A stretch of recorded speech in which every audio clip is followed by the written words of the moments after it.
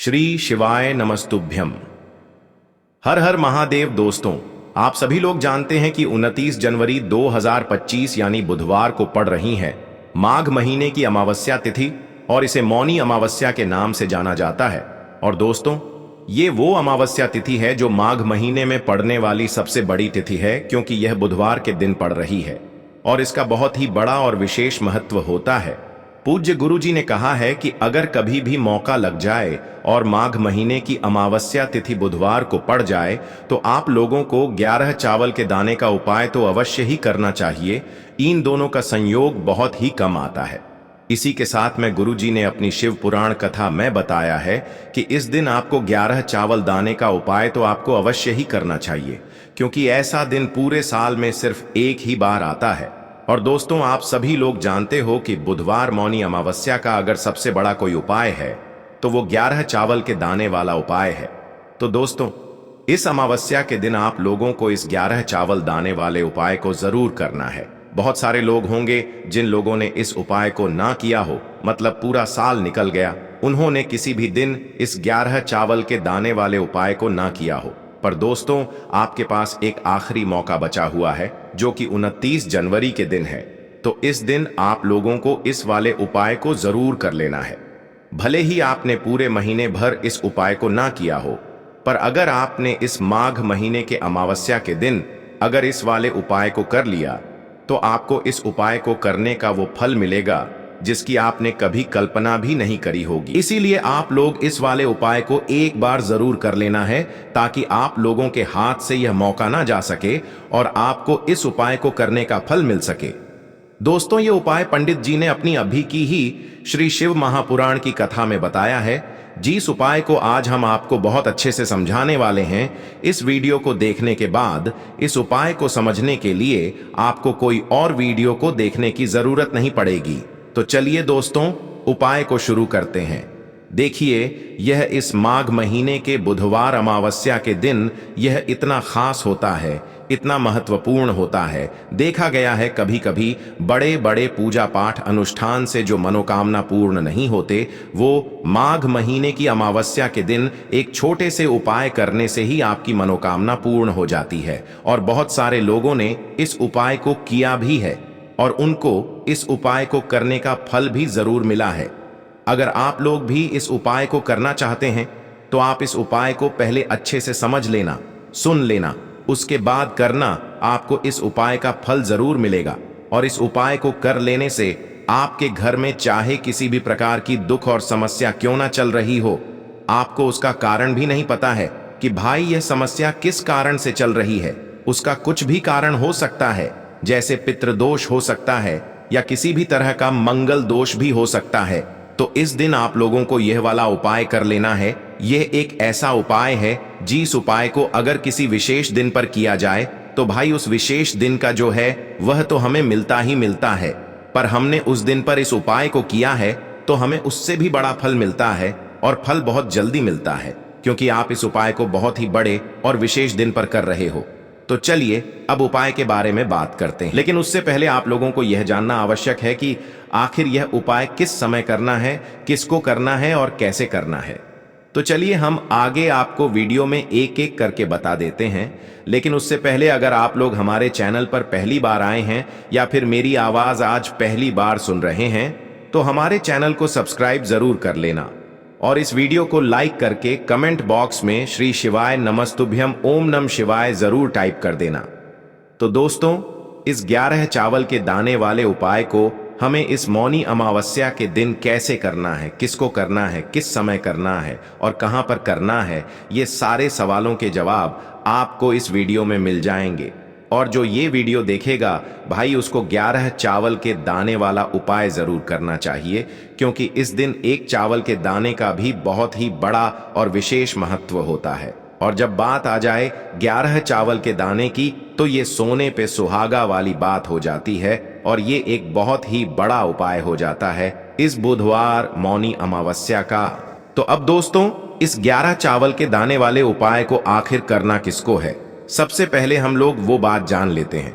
तो देखो, घर की जो बड़ी माताएं बहनें होती हैं, उन माताओं बहनों में से कोई भी एक बड़ी माता बहन इस वाले उपाय को कर सकती है। और दोस्तों, अगर आप चाहें तो अपने घर में से सभी सदस्यों को भी इस उपाय को करवा सकते हैं। अगर किसी व्यक्ति की खुद की कोई मनोकामना है, खुद की कोई दुख और परेशानी है जो कि वह अपने लिए ही करना चाहता है इस वाले उपाय को, तो वह खुद अपने लिए भी कर सकता है। बाकी अगर कोई घर में से ऐसा है जो कि अपने पूरे घर परिवार की सुख और शांति के लिए ये वाला उपाय करना चाहता है, तो भाई वह भी कर सकता है, उसमें भी कोई दिक्कत वाली बात नहीं है। कहने का मतलब ये है कि इस उपाय को हर एक सदस्य भी कर सकता है और पूरे घर परिवार के सदस्य के लिए घर की बड़ी माताओं बहनों में से कोई एक माता बहन भी कर सकती है। माताएं बहनें अगर घर में उपस्थित न हो या वो यह वाला उपाय न कर पा रही हो, तो फिर घर का कोई बड़ा सदस्य भी इस 11 चावल के दाने वाले उपाय को कर सकता है, चाहे फिर वह पुरुष ही क्यों ना हो, उसमें कोई भी दिक्कत वाली बात नहीं है। अब दोस्तों, इस 11 चावल के दाने वाले उपाय को हमें करना कहां पर है? हमें इसे शिव जी के मंदिर में जाकर करना है। बहुत सारे लोग प्रश्न करते हैं, हर एक उपाय को करते समय क्या हम इस उपाय को घर पर कर सकते हैं? तो इस वाले उपाय को आप घर पर नहीं कर सकते हो। इस वाले उपाय को करने के लिए आपको शिव जी के मंदिर ही जाना पड़ेगा। उसके बाद में दोस्तों, जो अगला प्रश्न निकल कर आता है वो यह आता है इस उपाय को लेकर कि आखिर इस उपाय को हमें किस समय करना है, सुबह के समय करना है कि शाम के समय करना है? तो देखो, इस वाले उपाय को आप लोग सुबह के समय भी कर सकते हो और शाम के समय प्रदोष काल में भी कर सकते हो। अब अगर आप पूछो कि भाई सबसे उत्तम समय कौन सा रहेगा इस 11 चावल के दाने वाले उपाय को करने का, तो हम आपसे बस यही कहेंगे कि इस उपाय को आप सुबह के समय करेंगे तो ज्यादा बेहतर होगा। बाकी अगर प्रदोष काल शाम के समय भी करेंगे तो भी अच्छा होगा, उसमें कोई भी दिक्कत वाली बात नहीं है।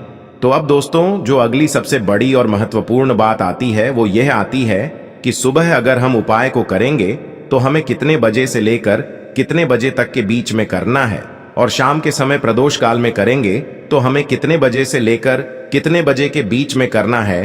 तो देखो, सुबह जितनी जल्दी हो सके आप उपाय को करने की कोशिश करना।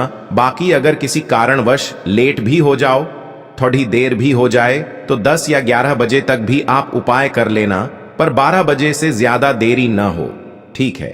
इस बात का ध्यान रखना। उसके बाद में दोस्तों, अगर शाम के समय प्रदोष काल की बात करें, प्रदोष काल का जो समय होता है वो शाम के 6 बजे से शुरू हो जाता है। मतलब शाम के 6 बजे से लेकर 7 बजे के बीच का जो समय होता है ये समय प्रदोष काल का समय होता है। पर अभी जो मौसम चल रहा है, इस मौसम में जो है शाम बहुत देरी से होती है, तो आप इस उपाय को 7 या 8 बजे के बीच में भी कर सकते हो। मतलब शाम के 6 बजे से रात 8 बजे के बीच में आप कभी भी इस वाले उपाय को कर सकते हो, उसमें कोई भी दिक्कत वाली बात नहीं है। अब दोस्तों, यहां पर इस उपाय को लेकर एक और सबसे बड़ी बात यह निकल कर आती है कि इस 11 चावल के दानों को हमें लेना कहां से होता है, और हमें इस उपाय को करने के साथ में क्या और कुछ भी सामग्री ऐसी होती है जो शिव जी के मंदिर लेकर जानी पड़ती है। तो देखो, यहां पर हम आपको बता दें, सबसे पहले आप लोग ये जान लो कि यह जो 11 चावल के दाने वाला उपाय है, सिर्फ और सिर्फ आप उपाय की सामग्री लेकर कभी भी शिव जी के मंदिर मत जाना, क्योंकि हमें भगवान के सामने यह नहीं दर्शाना है कि अगर हम भगवान शिव जी के मंदिर आए हैं तो अपने फायदे के लिए आए हैं। तो इसलिए जो भी पूजन सामग्री है उपाय सामग्री है, 11 चावल के दाने, इसके साथ में आपको पूजन सामग्री भी जरूर लेकर जाना है। देखो, अगर सुबह के समय उपाय कर रहे हो तो सीधी सी बात है, 1 लोटा जल तो आप लेकर जाओगे ही जाओगे। वही 1 लोटा जल अगर मिट्टी का जल हो तो बहुत अच्छा रहेगा। मिट्टी का जल कैसे बनाया जाता है, इसके लिए हमने पहले से बहुत सारी वीडियोस बना दी है। आपके पास इस दिन एक आखिरी मौका रहेगा मिट्टी का जल शिव जी पर चढ़ाने का और उपाय को करने का। बहुत बड़ा आपको इस दिन फल मिलेगा। तो इसलिए इस दिन हो सके तो भाई मिट्टी का जल चढ़ाना, तो अपने साथ में कम से कम 1 लोटा जल तो आपको लेकर जाना ही जाना है। अगर मिट्टी का जल नहीं है तो घर का जल भी आप इस्तेमाल कर सकते हो। इसके अलावा जो भी पूजन सामग्री है, देखो 11 चावल के दाने ये अलग आपके रहेंगे और जो आपकी पूजन सामग्री रहेगी वो अलग रहेगी। पूजन सामग्री में आप जो भी चीज लेकर जाना चाहे वो लेकर जा सकते हैं, उसमें कोई भी दिक्कत वाली बात नहीं है। वहीं अगर हम बात करें शाम के समय की, तो शाम के समय शिव जी पर जल नहीं चढ़ता है। इसीलिए शाम के समय आप लोग एक दीपक तैयार कर लें, जो कि गोल बत्ती का, आटे का, शुद्ध देसी गाय का घी का होगा, है ना। इस बात का आप लोगों को ध्यान रखना है। और इस दीपक को आपको घर से जलाकर नहीं लेकर जाना है, भगवान शिव जी के मंदिर में जाकर ही जलाना है। इस बात का भी आप लोगों को ध्यान रखना है। अब दोस्तों, यहां पर हमें इस बात को समझना है कि यह 11 चावल के दाने हमें लेना कहां से है। क्या हमें दुकान से लेकर आना है, या हमें अपने घर से लेना है, या कहां से लेकर आना है, और कौन से चावल लेना है, क्योंकि चावल भी बहुत प्रकार के होते हैं। तो देखो, इन सभी सवालों के जवाब आप लोग एक बात में सुन लो कि भाई ये जो उपाय है, इस उपाय में आपको ये नहीं देखना है कि भाई कौन से चावल है, कौन से चावल नहीं है। बस जो भी चावल ले रहे हो, वो चावल का दाना सबूत होना चाहिए, मतलब साबुत होना चाहिए, टूटा हुआ नहीं होना चाहिए, कटा पिटा नहीं होना चाहिए। ये बात आपको ध्यान रखना है। बाकी आपका चावल बासमती हो या सादा चावल हो या कोई सा भी चावल हो, उसमें कोई भी दिक्कत वाली बात नहीं है। तो सीधी सी बात है कि आपके घर के रसोई घर में जहां पर आप भोजन बनाते हो, वहां पर जो भी चावल आपके उपस्थित हो, उन चावलों में से अपनी एक कटोरी भर लेना, या एक मुट्ठी चावल अलग से निकाल कर रख लेना। क्योंकि हम 11 चावल ही यहाँ पर इस उपाय में लेने वाले हैं, तो हमें यह चावल के दाने गिनकर निकालने पर डढ़ेंगे। इस बात का आप लोगों को ध्यान रखना है। तो अपने उस चावल की कटोरी में से या चावल में से 11 ऐसे चावल के दाने आप लोग निकाल लो, जो कि टूटे हुए ना हो, कटे पिटे ना हो, जिनमें कोई दाग ना लगा हुआ हो, है ना। अच्छे साबुत चावल के दाने 11 दाने आप लोग निकाल कर रख लो, और इन्हें किसी भी एक कागज की पुड़िया में या किसी एक छोटी सी कटोरी में आप लोग रख लो, ताकि यह सुरक्षित रहे। आपके एक भी चावल का दाना इधर उधर ना हो, और आपका उपाय भी पूरा अच्छे से हो जाए। तो भाई, जैसे ही आपका उपाय की जो सामग्री है, 11 चावल के दाने ये तैयार हो जाते हैं, उसके बाद मैं आपको जो भी अपनी पूजन सामग्री है, सुबह के समय कर रहे हो तो एक लोटा जल या पूजन सामग्री जो लेकर जाना चाहो, उसकी भी तैयारी कर लेना। और शाम के समय जा रहे हो तो भाई अपना जो दीपक है उसे तैयार कर लेना, ठीक है। और उपाय को करते समय शुद्धता का विशेष रूप से ध्यान रखना, ठीक है। सुबह सुबह स्नान करने के बाद ही उपाय को करने की आप लोग तैयारी करना। उसके बाद अगर शाम के समय की बात करें, तो शाम के समय आपको स्नान करने की जरूरत नहीं है, पर शुद्धता का ध्यान रखना है। आपको स्नान तो नहीं करेंगे, आप हाथ मुंह धोकर भी इस वाले उपाय को शाम के समय प्रदोष काल में कर सकते हैं। इसमें कोई दिक्कत वाली बात नहीं है। तो आप अपने उपाय की पूरी सामग्री तैयार करके आपके पास ही में जो आपका शिव मंदिर हो, वहां पर पहुंच जाइए। सबसे पहले शिव मंदिर में जाकर आप लोगों को उपाय नहीं करना है, पहले भगवान के दर्शन करना है, भगवान से आशीर्वाद प्राप्त करना है। फिर शिव जी की शिवलिंग के पास में आना है। शिवलिंग के पास में आने के बाद आप जो पूजन सामग्री लेकर आए हुए हैं, जैसे कि सुबह गए हुए होंगे, तो एक लोटा जल और जो भी पूजन सामग्री लेकर आए हैं, आप उनसे भगवान शिव जी की पूजन कीजिए। सबसे पहले तो एक लोटा जल ही चढ़ेगा, उसके बाद में आपकी पूजन सामग्री चढ़ेगी।